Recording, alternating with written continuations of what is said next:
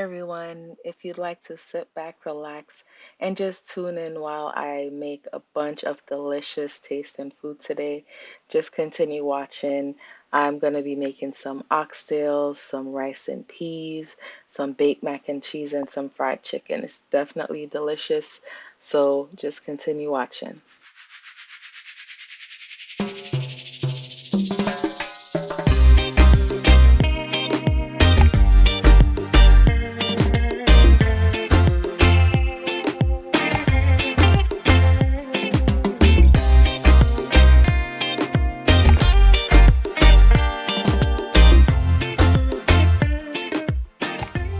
Hey everyone, thanks for tuning into my channel again. So this is basically not going to be a tutorial. This is going to be a little bit of a different video. So I'm basically cooking a bunch of food for my friend's birthday, and I just wanted to show you the steps that I take when I'm making a bunch of food, and just to show you what I'm doing. It's not a tutorial, so don't ask me for any ingredients or recipes. Everything that you're seeing, it's right here. But yeah, later on, I'll definitely make a separate video for some of these recipes. So just continue watching and enjoy the video.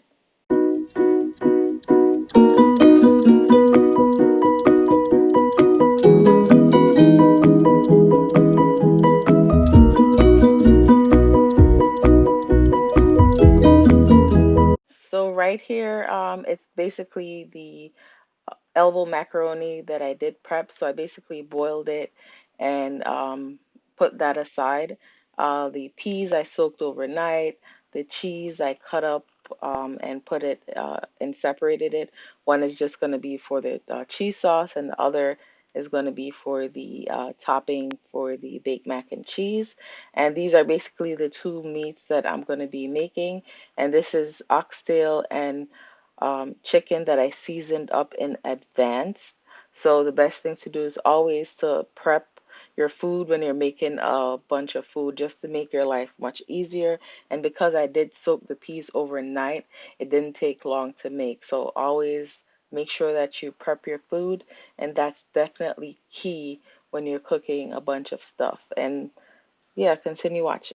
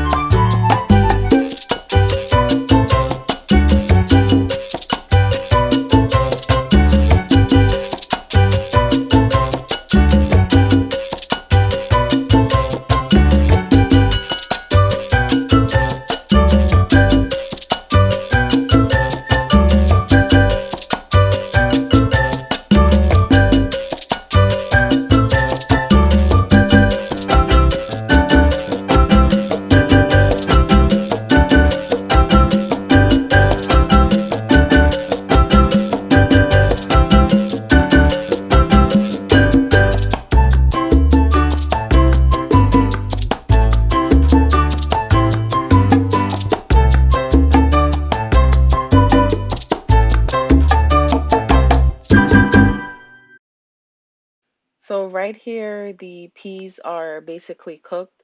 So I'm setting it aside and putting it in another container.